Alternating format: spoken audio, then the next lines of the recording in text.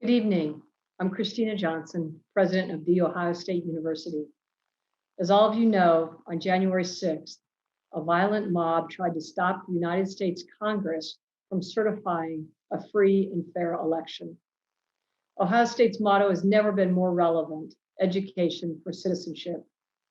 Democracies like ours depend on educated citizens ready to thoughtfully self-govern.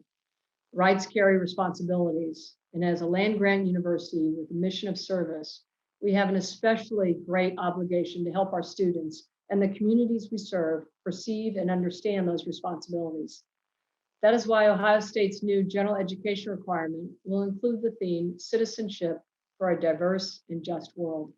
And that is why the Office of Diversity and Inclusion and the Office of Institutional Equity partnered last year in establishing the Education for Citizenship Initiative, which included developing the Moritz College of Law Divided Community Project, a respectful dialogue toolkit, and racial justice resources.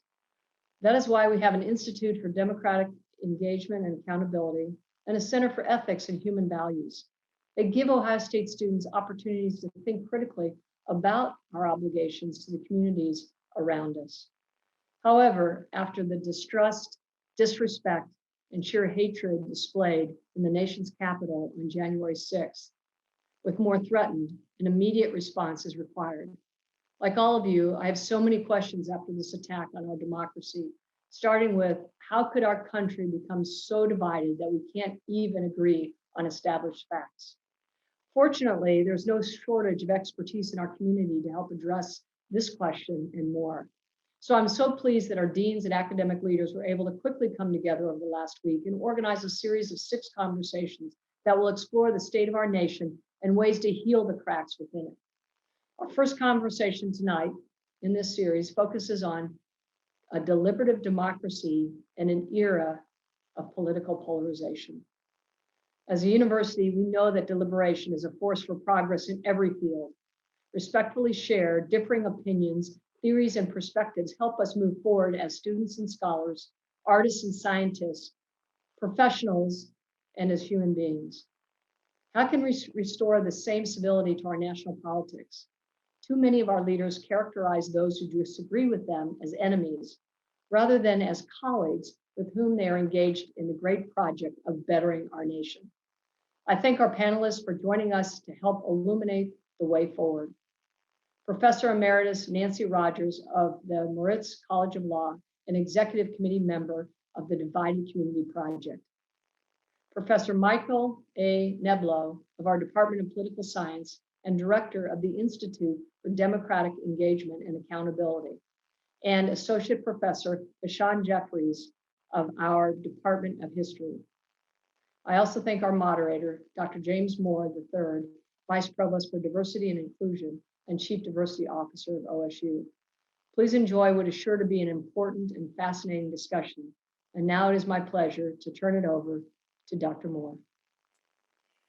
Thank you for your words and for your kind introduction, President Johnson. But more importantly, thank you for your leadership during these trying times. We have a terrific panel in store for our audience. I am like a kid in the candy store. I get to engage these eminent professors, but not just eminent professors who are in their own right, well known in their research endeavors, but they are decent, outstanding human beings. So I can't think of a better place to be tonight than to be able to have engaging, intimate dialogue about our democracy. Our Constitution is our social contract for our democracy. And our contract, no matter whether you're left-leaning or right-leaning, there's a breach in our social contract. But Ohio State is in a good position to be a leader to bring our country together, but there's no place for darkness in an institution of higher learning. As you heard, I have the privilege to engage from the political science department, where he has the Institute for Democratic Engagement and Accountability, Professor Michael Neblo. The renowned, the well-known Nancy Rogers, a former Attorney General of Ohio, the Emeritus Professor in the Moritz College of Law, the well-known, outspoken, engaging, the best-dressed professor on campus, Professor Hasan Jeffries. Audience, we have a treat for you tonight, so go get your popcorn. I want to first encourage our audience to utilize the Q&A function on Zoom to present your question. We have a prescript of questions that we will present to the audience, but we want to spend most of our time responding to the questions that you present to us. I start out with Michael. Michael, exactly what do we mean by the term deliberative democracy? And how is it related to education for citizenship? Well, thanks for that question, James. And thanks to President Johnson and her staff for inviting me to be here. I'm genuinely honored to be sharing this panel with colleagues that I esteem very, very highly. Okay, to the question, deliberative democracy, what do we mean by that? Well, deliberative democracy is an account of what makes something legitimate, a decision legitimate in a democracy. And the big claim is that in addition to votes and money and power, the reasons we give to each other for policies matter. It means that if we're going to send you or your sons or daughters off to war, or take your property in the form of taxes and use it for some other social purpose, or tell you who you can marry, then if you ask me why I support a given policy, it's not enough for me to answer because that's what I want. We owe each other justifications that can stand up to public scrutiny.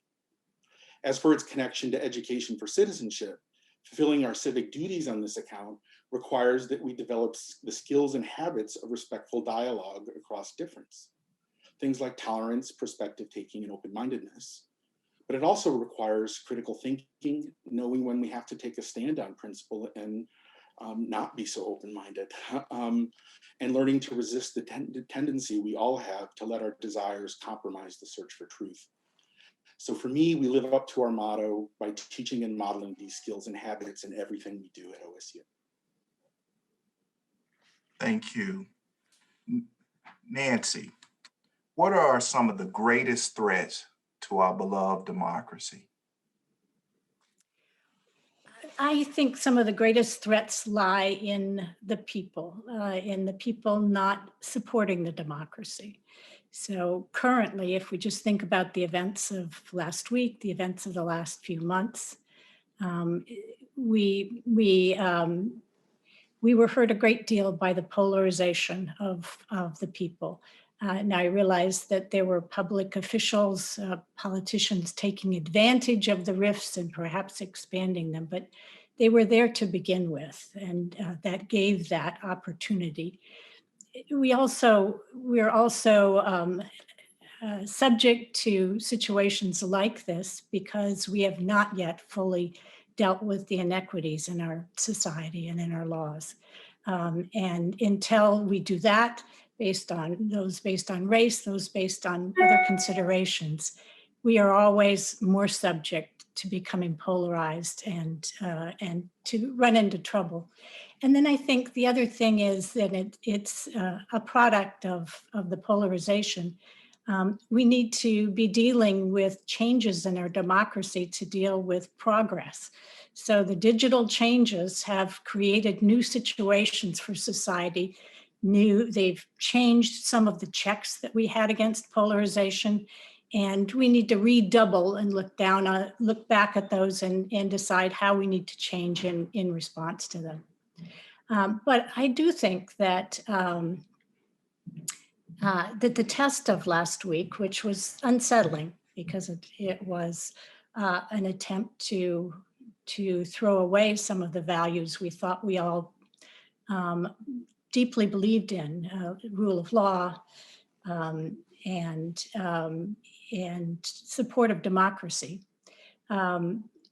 We do need to remember that there is another value of our democracy that will help us to overcome all of these challenges, and that is that that we are a positive, a can-do, an innovative people, and we can deal with these issues. And so as discouraging as last week was, and as much as it was a wake-up call, and as discouraging as the George Floyd killing was, and the way in which that was a wake-up call, it has given us, and the polls tell us, a stronger public will to deal with race and equity. It has given us a stronger public wish to work together. And that gives me a sense of optimism that we will deal with this in the future. I also want to mention, I think, just in terms of measuring up, that there were parts of our democracy that really did measure up in the last few months. For example, our courts. Our courts measured up well. Regardless of their political background, our judges did what they thought was right. And our freedom of the press held up well. Our media kept us focused. They were even attacked physically last week, but the courts protected them. They persevered, and they were another strong check, another thing that kept our country on its democratic path. Nancy brought up some issues around race, Hasan. During moments of immense social, political, and economic stress, why does our democracy become increasingly fragile for people of color and other vulnerable groups throughout American society? And how do you think we can remedy this occurrence? Well, I think the answer to that question in part lies in what Professor Rogers just laid out in terms of what are the threats to our democracy. For the longest time, particularly post-Civil War, the last 150 years, the major perceived threat to democracy was allowing African Americans to participate in the democracy. And so you had folk, 100 years from 1865 to 1965, of people trying to keep Black folk out. And the reality was what African Americans were trying to do was trying to put the D in democracy. They were trying to make this country live up to its professed ideals. But what they were fighting against, what we have been fighting against, and this is where race comes into play, is we've been fighting against white supremacy. And so when we look at the last 50 years where America has been more democratic than any other time in its history, when we think about the number of people and who can vote and who can participate in the electoral process, what that has challenged is this white supremacist ideology. I think, and these things go together, I think the greatest threat, and we look at it, how it's been building, not just over the last 4 years, but certainly over the last 12 years, when we saw the reaction and the grassroots movement in response to Barack Obama being elected to office. I think the greatest threat to democracy right now is white supremacy. And it's white supremacy rooted in this authoritarian impulse that the president of the United States brought to the fore. I was shocked, just as everybody else was, I would imagine, by the events of Wednesday of last week, January 6th, but I was not surprised. I was surprised it took this long to see that type of white supremacist mobilization leading to that kind of violence. Now, some will say, well, not everybody there was a member of a white supremacist militia and that, yeah, okay, I get that. But if you're standing in a crowd next to somebody who's, chanting and wearing these white supremacist Nazi paraphernalia and slogan, well, you might as well be a member of the group. It clearly isn't bothering you. And what we have seen is this white supremacy, in order to maintain itself, needs authoritarianism. And it has been tested. Professor Rogers, you're absolutely right. It has been tested and it's held, but it's been fragile. I mean, I think a lot has been exposed, the fragility of this democracy, the absence of legal safeguards around the presidency has all been revealed. So I think, yeah, we have held, but I think when we look back at this as historians, as professors, as scholars, I think we'll be wiping our brow and be like, wow, we kind of barely made it through and we're not out of the woods yet. This isn't going anywhere, right? Trump may no longer be president. That authoritarian impulse, though, he didn't create. He fed into it. And so I think race is central to the problems that we face, as it has always been when we look back at American history. Michael, how do we best match the realities of America to its ideals? Well, that's a big question. Well, I want to start off by agreeing with my colleague that I think the biggest manifestation of authoritarianism right now is rooted in white supremacy, and that is clearly not congruent with our ideals. President Lincoln referred to the second founding, and I think the civil rights movement, although I hesitate to say anything about the civil rights movement with Hasan Jeffries on the call, but the civil rights movement, I think, in a sense, was also an attempt to really take the notion that all people, all men are created equal, and live up to that fundamental value undergirding democracy. So how do we get from here to there? That's the million-dollar question. I have spent the last 15 years or so working with members of Congress, trying to put them in contact with good cross sections of their constituents in an informed way, trying to talk about pending issues of the day. And I think that getting people involved, motivating them to participate in politics because they know somebody that's empowered is listening, it is a part of the formula there. That said, right now, I'm not sure deliberation is, what we should be focused on as much as that's where my professional competence comes in. In the deliberative democracy literature, a lot of people are surprised that deliberative forums actually work quite well in deeply divided societies, Northern Ireland, Serbia, many other places.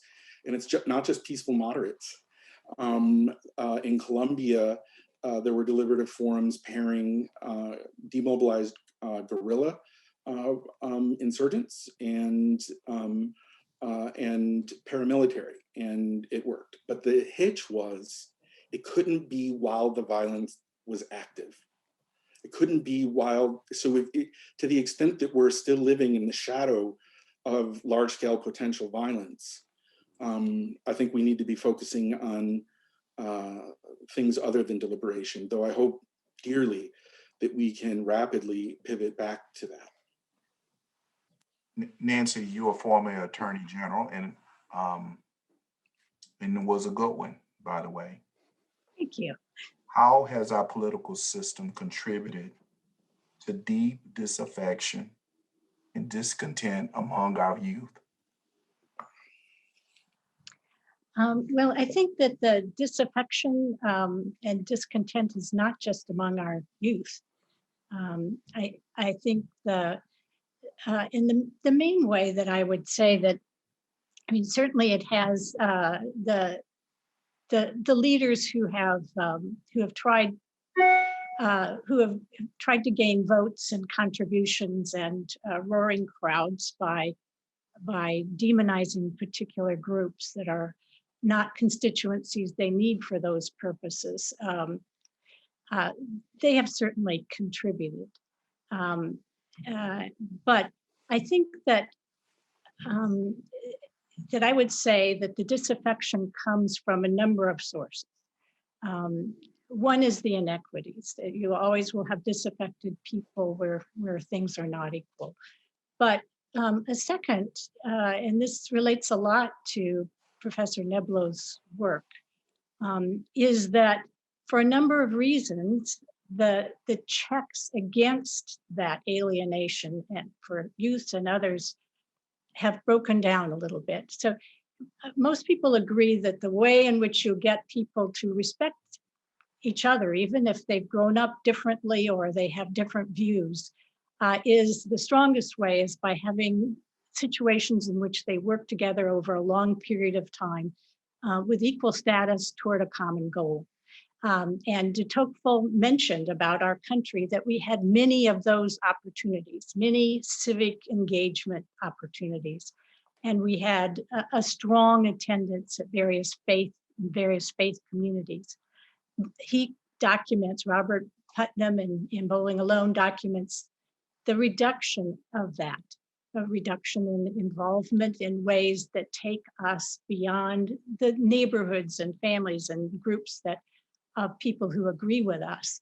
And so part of it is that the government needs to, in order to prevent that disaffection, the government needs to involve us in other ways, to find substitutes for that, as do other local governments, but also I think all of us. I mean, it's time for all of us to say, this is a problem in our society. We are not working together across these groups enough. We need to do more of that because that's a check on polarization of all kinds. I think the echo chambers on the news, you know, I think to myself about the joke that lawyers always remind each other of, that there is no more brilliant judge than the judge who's just ruled in your favor. We just want to be around, we want to admire, we do admire people who agree with us. And now with digitization, we can do that in the way in which we take the news. And that has created a whole separate view of the world among us that has created a new problem.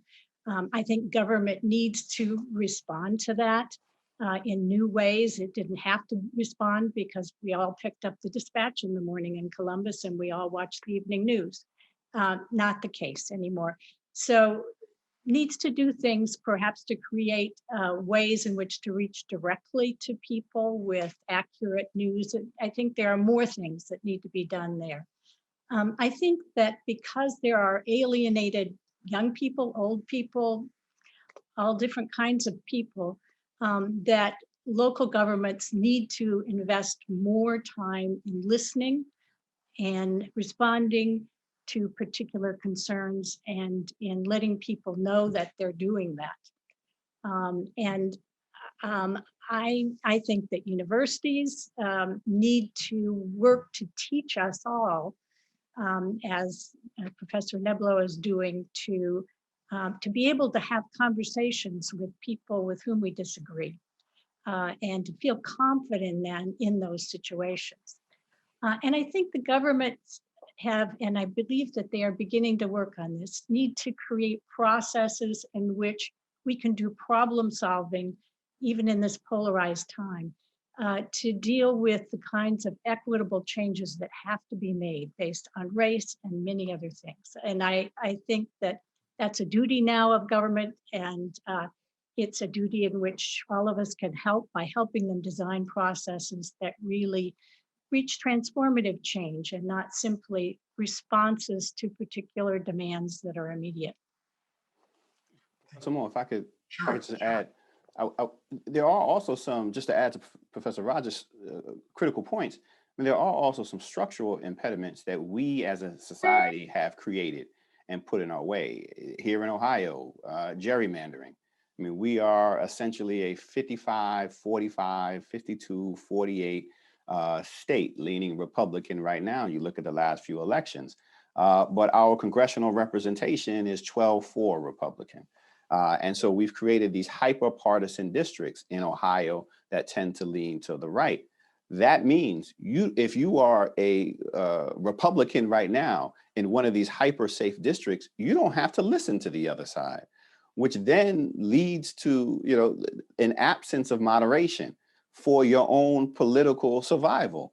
You're looking to your right as opposed to the center or to the middle. I think that contributes to the polarization and helps explain why, in the face of obvious truth, you would have our own elected officials refuse to acknowledge it and go on ahead with the big lie, which only contributes to this polarization. And it makes it hard to engage in this deliberative process of discussion if you're not even dealing with reality. I like to talk to people too, but I'm not living in a fantasy world. We got to agree on some basic stuff. And if your political survival is more important to you than anything else, and you don't have to listen to anything else. I think that is one of the things that we have to deal with. And the Supreme Court didn't help most recently by saying, oh, well, courts and state governments and legislatures, they can figure it out themselves, abdicating, in my opinion, that responsibility to say, hold on, we got to play referee. We have to play by certain rules, and we're not. In this instance, that contributes to the point that we are today. Thank you. There's a lot of fear that is constantly demonstrated in people's behaviors, and so this is a question that comes from the audience, and feel free, anyone who feels comfortable responding, or of course everyone can respond. How do we address the issue of moral panic among white America, and how certain political figures continue to manipulate individuals into perceiving a threat that comes with minority equality? I'm gonna get some water on that. What y'all got to say? I'm playing. Actually, could I jump in on that one? Sure. For a quick second? In essence, if there's another way of asking that question and reframing that question, and that is around white privilege, right? We have to, again, here's a certain set of facts we got to agree with. This nation was founded on principles of white supremacy and have created a government and structure and society and economy that has protected those particular privileges. That's just the reality. But in many, if I'm speaking in, southeastern Ohio, and it's happened many a time, where somebody, and I'll talk about sort of what white privilege is and the benefits of race in America for some, and the disadvantages towards others. Somebody will jump up invariably and say, I've never benefited from white privilege. I grew up, my nana grew up in a mobile home and didn't have clean water, and we lived in an outhouse. How can you say I benefited from white privilege? And I say, look, it's called white privilege. It's not called white guarantee. You ain't guaranteed to be wealthy and rich because you're white. You just have the advantage of not having to face certain disadvantages because you are a person of color. That's the difference between the guarantee and the privilege.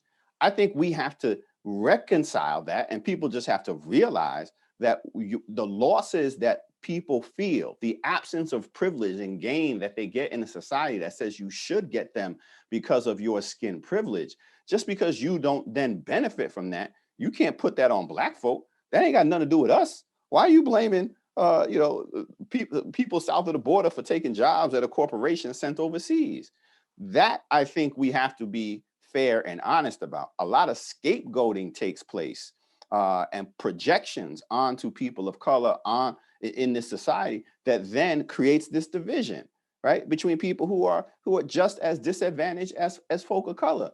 Right? Don't blame me, for your inability to take advantage of your whiteness in a white society.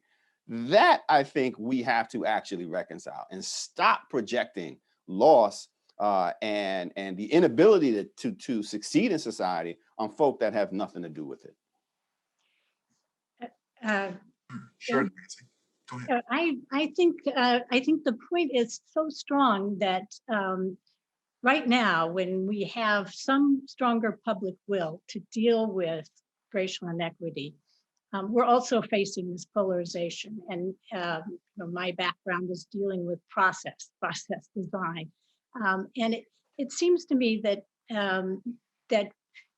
it's a time to try a new process. And there's a bill pending, and there was in the last Congress to create a Truth and Reconciliation Commission for the nation.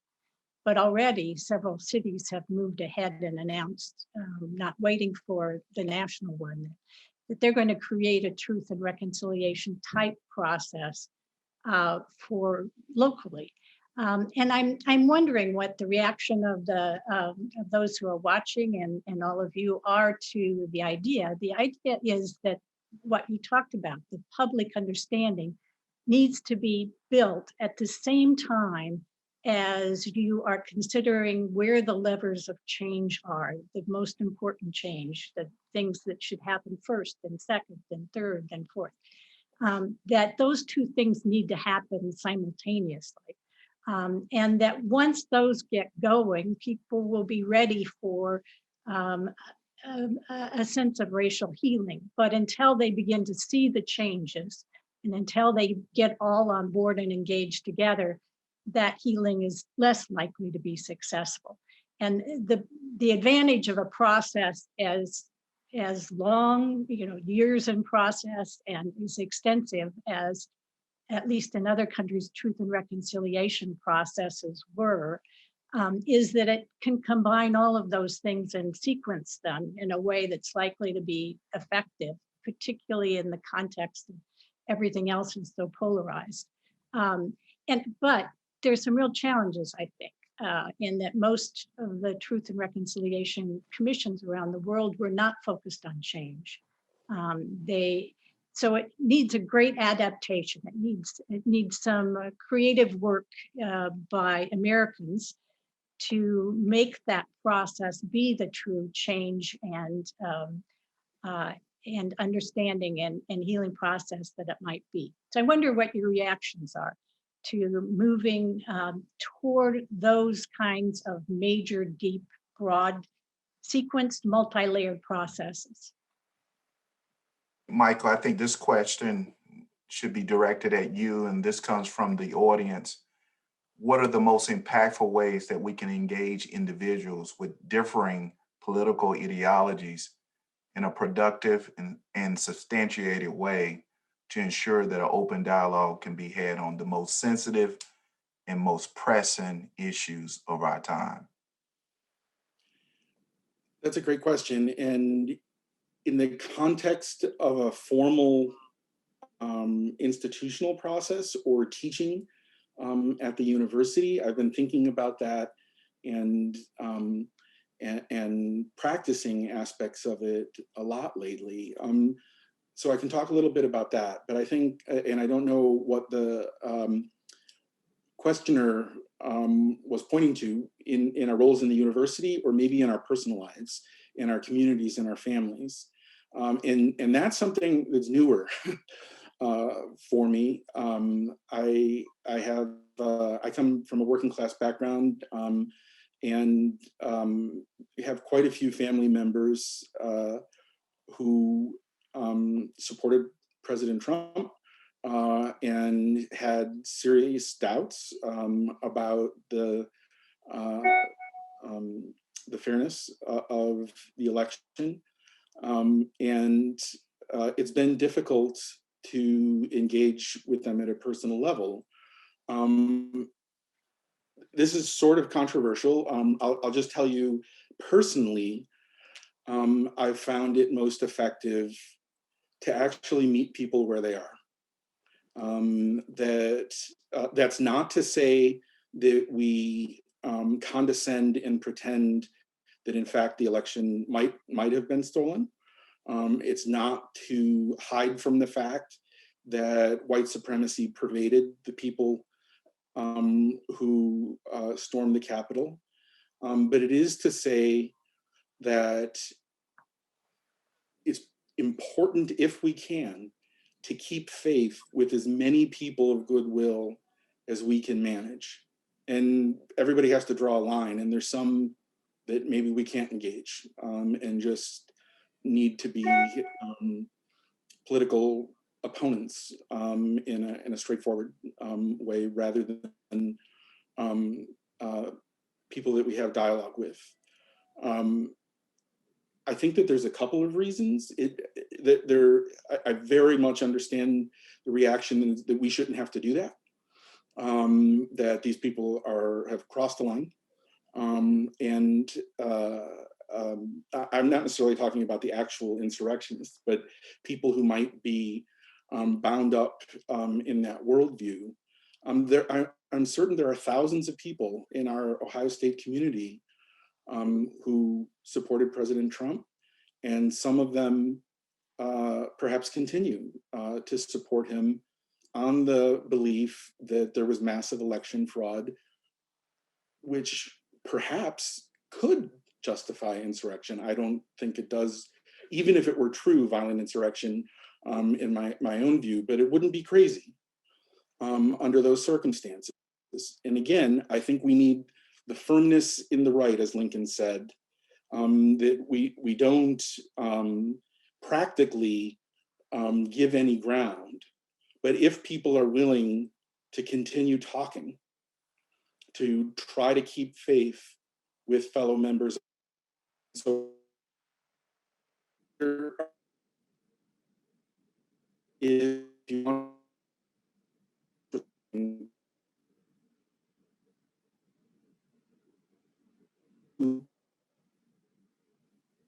Mike, I think you breaking out.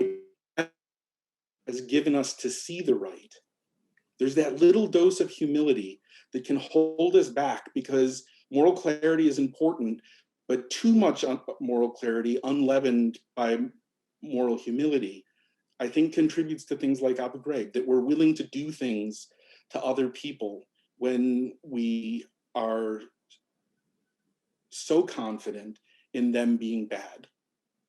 And then I think the third reason is, I'm cycling back a little bit, is that engaging people needn't imply moral paralysis. We can act with firmness in the right and still try to keep faith with our fellow citizens if they're willing to just take a step in our direction too. That's certainly how I'm approaching relationships in my personal life. And I'm less confident in it as a public strategy, but it's one that I think we should seriously explore. And I realize that's a controversial thing to say. Let's bring it home back to the university. And this is a question from the audience. And audience, feel free to send your questions to the Q&A. They're rich and engaging. They're making us all think, and that's a good thing. What steps should instructors take to help our students become deliberative, engaged citizens committed to fairness and justice? I'll maybe jump in there. One of the things I tell my students at the beginning of classes, and I teach courses, civil rights movement, African American history, politics, and the like, is that, and I almost have to do this as an African American teaching majority white students, right? I almost have to do this. I have to say, I'm not here to change your mind. I just want you as students to have an open mind as you come into the classroom. And so, like, we can all bring our ideas to the table. We can all bring our opinions to the table. But of course, we can't all bring a separate set of facts, right? You're not entitled to your own facts. And so, as a teacher, when I'm confronted with people with different positions, or I'm moderating a conversation in different positions, I was like, you got to, where's the evidence? Where are the facts? We can debate the facts, but you can't pick and choose. And so one of the things I want my students to come away with after the class is to be more confident in their beliefs. Now, that means you may change your beliefs. That means you may hang on to your beliefs going forward. But whatever they are, they have to be grounded in reality. They have to be grounded in facts.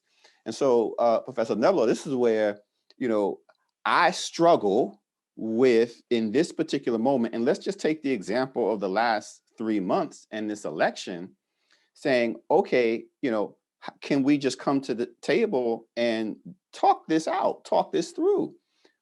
What is there to talk about, right? I mean, this is a fiction, a lie perpetrated by an individual to keep himself in office, that you have others through their silence and through their support perpetuated for their own political benefit. Like, what are we debating, right? And that makes it really hard, because we can, and in addition to that, that lie is put on the backs of Black and brown people, right? I mean, the only reason why it makes sense is because, and this is why white supremacy is coming back to that, is because it's Black folk in Michigan, right? In Detroit, in Philadelphia, it's Latinos in Arizona, it's Black folk in Georgia, right? It's not the suburbs that are being questioned. It's always Black folk, whether or not we are entitled, or brown folk, whether or not we are entitled to actual, that is what makes this lie work, going back to that racism. So to come to the table, I almost have to accept that somehow I, as a person of color, am not entitled to participate in this political process. And we talked about what is legitimate and illegitimate, and you're absolutely right. That's the danger and why this moment that we are in is so precarious. Because if you, based upon that lie, you then believe that this is an illegitimate government, this is an illegitimate election, then by all rights, you are entitled. The American Revolution, you are entitled to do what it takes to remove those people from office. That's why what happened last week is not a surprise, right? You've been saying that this is what you do. But the end result of that is not just the toppling of our democracy. And this is why I'm so glad we're having these conversations, and we need to have these conversations with students, with the community, as a nation as a whole, is because the end result of this train, the last stop on this train of authoritarianism and destruction of democracy, is not the Capitol building. The last stop is Auschwitz. The last stop is the death of people. That's what happens when you support authoritarianism, either explicitly through voice or implicitly through silence. So it's hard for me to bring people to sit around the table and just, not saying that you pretend, but to pretend like, okay, we can just talk this through, when it's just worlds away, and the stakes are so high. So I want to thank you so much. That really articulated extremely well the deep misgivings, why I have deep misgivings. But let me explain to you why I think we might not be as far apart on this as it seems. I don't think for a moment that anybody, and certainly not people who have suffered systematic oppression, are under any obligation to come to the table and say, well, maybe you're right, that there was massive voter fraud. What I'm talking about is a little bit different. It's saying actually some of the things that you said. Look, 30 plus courts looked at this evidence, some of them Trump appointees. Look at courageous members of the Republican Party who are saying, no, I voted for Trump, I campaigned for Trump, but the facts are the facts, right? And that's what I'm talking about in engaging. And even then, in my own teaching, and even more generally, with my work with Congress, I work with members of both parties. And so in my public life, I try to stay very strongly nonpartisan. I'm not even registered for primaries. I don't donate to candidates. I don't spout off on Facebook. It's just and it's a cost. Sometimes I really wish I could, but it's a commitment I've made to preserve my ability to help the process of democracy. But I can't help but be a partisan for democracy and a partisan for the truth. Because without democracy and without the truth, we can't be getting on with deliberative democracy. So I think that there are certain sorts of claims or people that aren't willing to engage at the minimal level. Avowed white supremacists are saying openly, you don't have equal standing here, and we can't get the whole discussion started if that's the opening bid. And no, right? But if there are people that are participating in white supremacy, not realizing that they are, not avowing it, I personally try to engage. And in the classroom, my criterion is if you are making other students in the room subordinate through your statements and actions, then we're not doing democratic deliberation anymore. But anything else, I really try to hang in there. And sometimes it doesn't work. Sometimes we reach a dead end. But I find that it works, that we make progress more often than one might suppose. Social media is here. It certainly wasn't in existence when we were growing up, but it's just a powerful tool that is utilized in politics. And a lot of vitriol is promoted and then proliferates. It's sort of like you see it ongoing. It's like watching CNN or Fox ongoing. What kind of role has social media played in promoting and hindering deliberative democracy? This comes from my audience. Could you say the last part of that again, James? What kind of role has social media played in promoting or hindering deliberative democracy? Well, I'll take a shot at that. There's some algorithms on social media that that promote news that's shocking, and that has the effect of promoting false news. There are lots of things like that, and certainly that's a major struggle. I think the strongest problem with what's happened with social media is that it's easiest to get news not from a news source, at least in terms of the statistics. People are more often getting news from influencers than they are from news media. And then the news media has become divided. So what I think that means for leaders, and here I mean leaders of all kinds, I mean student leaders, I mean anybody who has influence, who people trust as a leader, it is far more important to speak out and speak out quickly to make sure that facts are accurate, to speak out strongly, and frequently. And so I think that just knowing it, recognizing the problem means a different role for leadership. Over time, there's got to be, a review of the laws, a review of other things to see if it would be possible to both promote the First Amendment, we must always comply with the First Amendment, but both promote free speech and exchange and deliberation, and control it for the inaccuracies.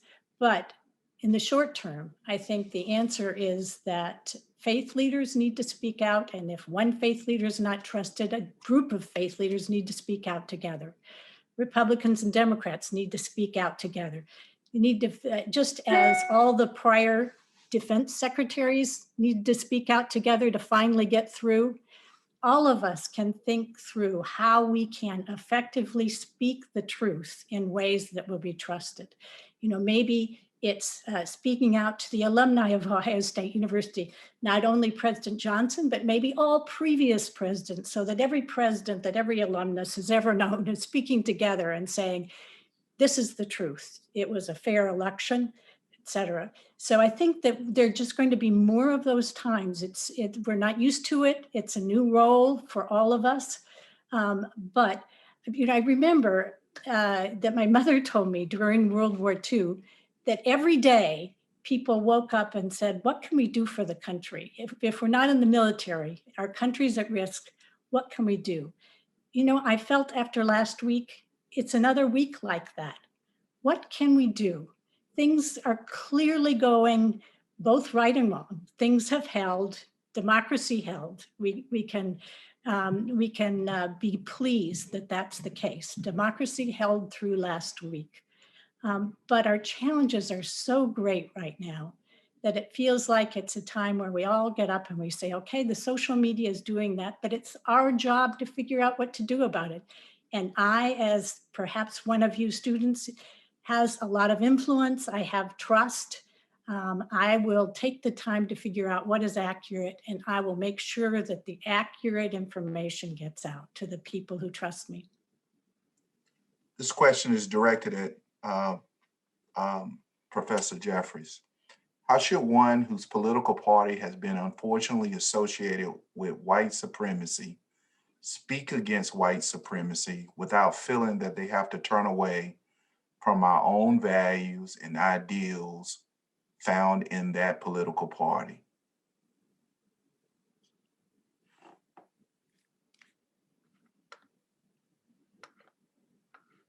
You think I had that figured out by now. There's nothing, God didn't descend from on high and create and put these parties on a tablet, right? And say, you will forever have a Republican Party, you will forever have a Democratic Party. I mean, they are a function and a reflection of society.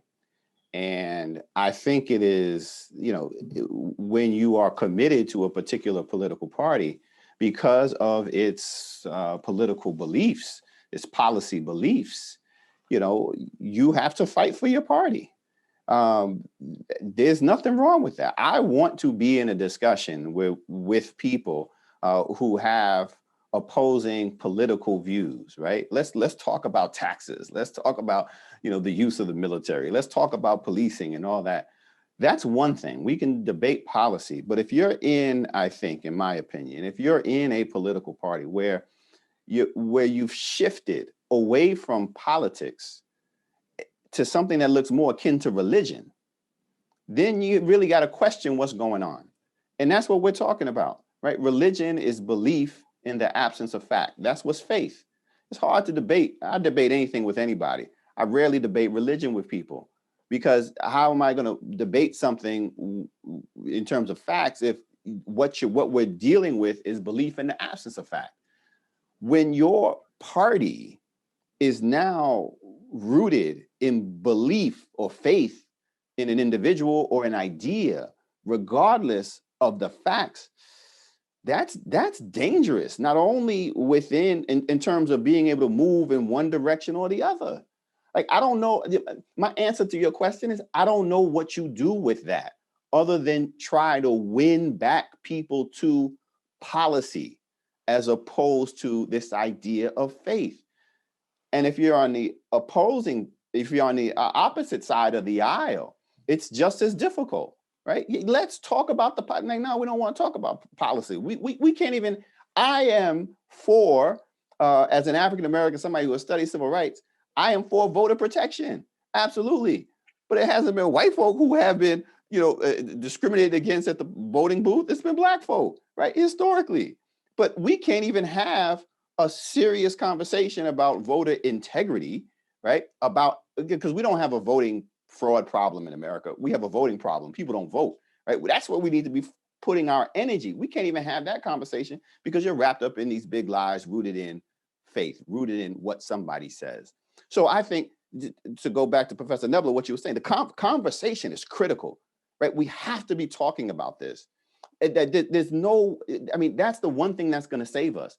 It may not win us the day.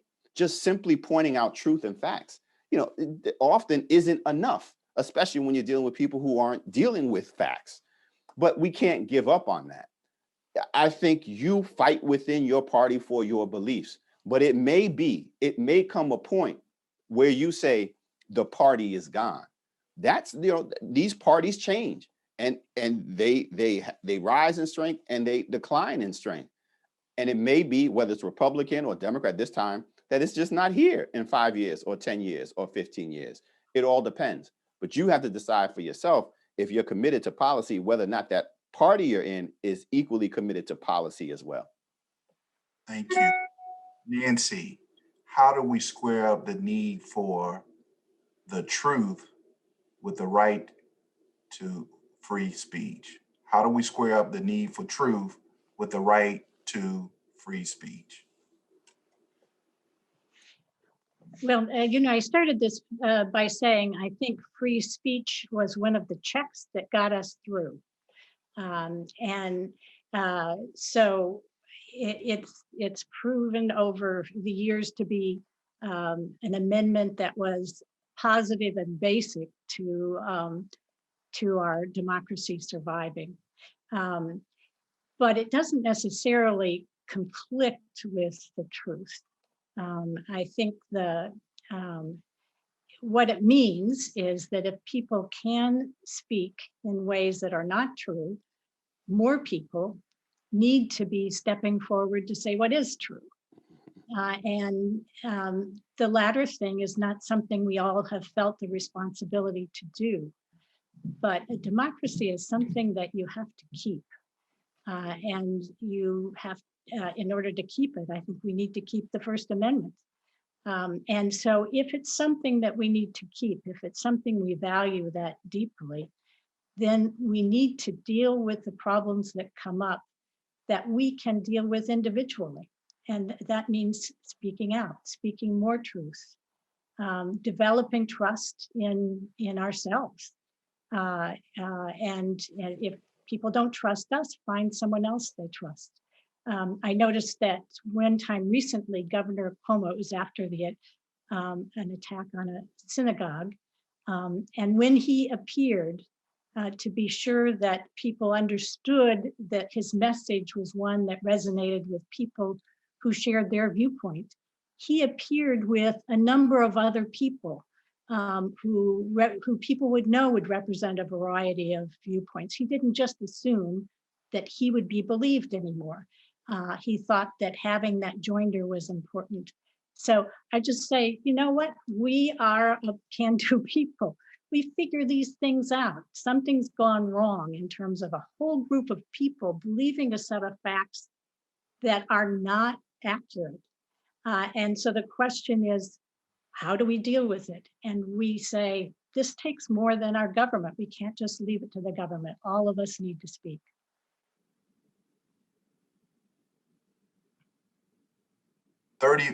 Give me 30 minutes. People are looking for hope right now.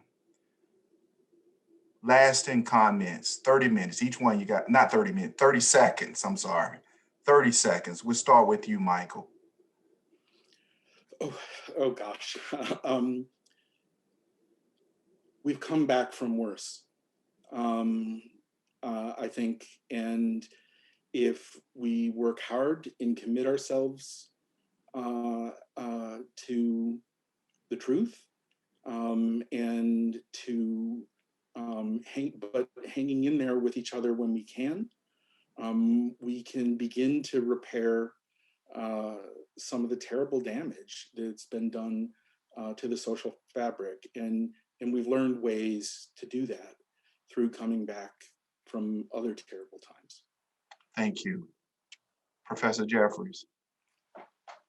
Well, as somebody who studies the civil rights movement, as somebody who studies African-American history, as somebody who works with the global arts and humanities discovery theme and working with teachers, how to teach difficult subjects in the classroom, one of the things that I have learned is that in looking back at American history, there have always been people who have been fighting for freedom. And that's the way change has been brought about. That's the way we have moved closer to that more perfect union.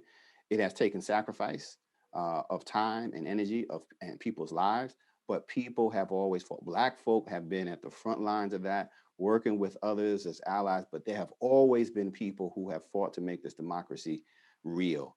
And that's not going to change, no matter how hard it gets. And there have been worse times. Professor Neblo is absolutely right. There have always been people. So there will be people going forward in the classroom, in government, on the streets. And that gives me hope. As long as there are people who are willing to sacrifice and fight for change, we will get there at some point. Professor Rogers. Well, you have come to this. This is not giving you any credit. You're not making any money coming to listen to this and ask the questions. You care. And that's the major hope for democracy. The statement way at the beginning, you have a democracy if you can keep it. You are the keepers, and I think we're in good hands. Thank you, panelists, for enlightening us, for stimulating our minds, giving us a sense of hope, engaging in frank exchange and dialogue. We have a second session, Becoming Weavers in Divided Nation, planned for next Thursday. We encourage our audience to participate. That session is going to be focused on very practical advice for folks who are looking to bridge our differences in daily life and help to weave back together our democracy. We are Buckeyes. We stand together, and let's continue to try to make our campus, our communities a whole lot better. Thank you. Good night.